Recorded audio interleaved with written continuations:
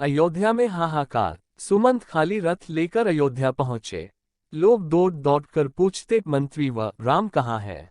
राम लक्ष्मण और सीता को कहाँ छोड़ आए? सुमंत नीची गर्दन किए बिना बोले ही राजमहल की ओर बढ़ते गए। उन्हें अकेला आते देखकर रानियां भी जोर जोर से रोने लगी। राजा ने भी पूछा, बेटा राम कहाँ है? पुत्री सीता न जाने कैसे रहती होगी। राजा अनाथ की तरह रोने लगे। सुमंत ने भी रोते रोते सब हाल कह सुनाया। कौशल्या छाती पीट पीट कर रोने लगी।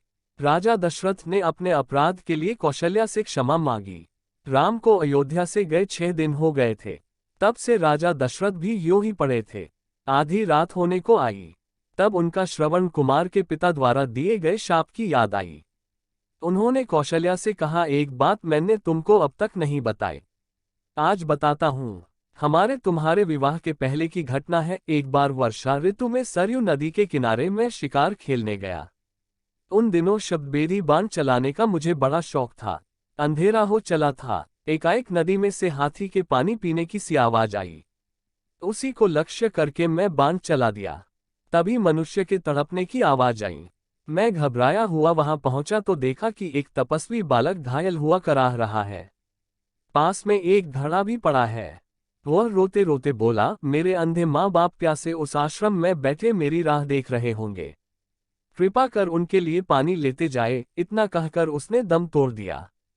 मैं जल लेकर आश्रम में गया। मेरी आहट पाकर उसके बूढ़े बाप बोले, बेटा श्रवण इतनी देर कहाँ लगाए? मेरी जीभ लड़खड़ा रही थी। मैं डरते डरते बोला, मैं श्रवण कुमार नहीं हूँ, अयोध्या का राजा दशरथ हूँ। गलती से मेरा बाण उसे लग गया है और अब वह इस संसार में नहीं है। ये सुनकर वे करुण विलाप करने लगे।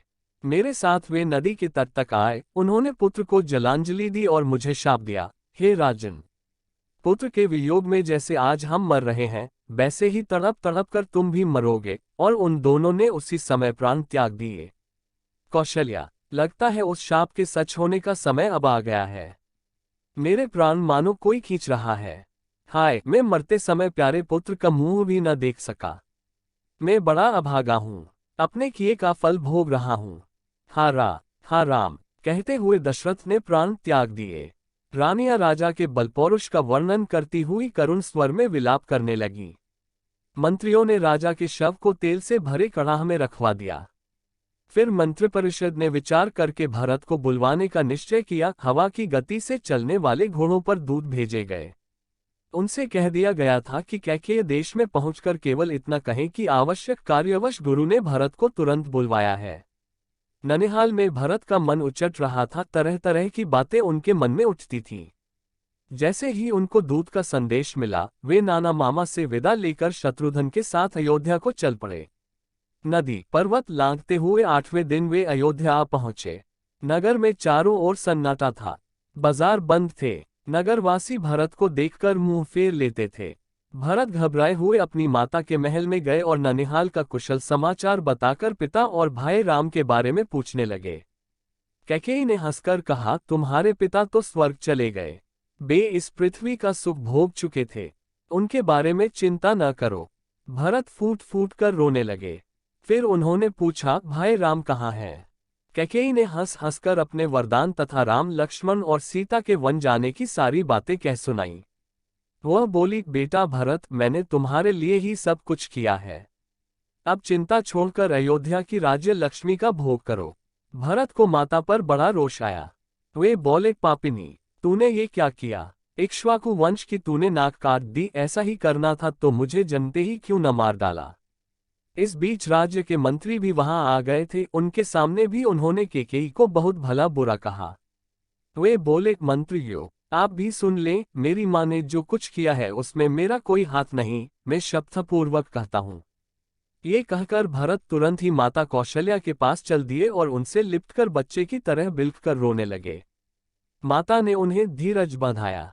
फिर वे भी पछाड़ खाकर भूमि पर गिर पड़ी। भरत ने माता को भी तरह तरह से सांत्वना दी। रात भर भरत पिता और भाई राम की याद करके रोते रहे। उन्होंने माता के सामने सैकड़ों तरह की सौगंध खाई और कहा कि जो पाप कर्म कैकेयी ने किया है उसका मुझे पता भी नहीं। जिसकी सम्मति से यही हुआ हो, उसकी बुरी गति हो। सवेरा होने पर राजा दशरथ का चंदन की चिता पर दाह संस्कार किया गया। भरत ने सब अंतिम संस्कार गुरु के बताए अनुसार विधिवत किया। अगले दिन मंत्रियों और नगरवासियों को बुलाकर भरत ने कहा, अयोध्या का राज्य सबसे बड़े भाई राम का है। हम आप सभी उन्हीं के हैं। राम को लौटा लाने के लिए मैं कल ही चित्रकूट जाऊंगा। आप भी चलें, माताएं भी चलेंगी, प्रजा भी चलेगी और साथ में चतुरंशिनी सेना भी रहेगी। गुरु वशिष्ठ जी से भी मैं चलने के लिए प्रार्थना करूंगा।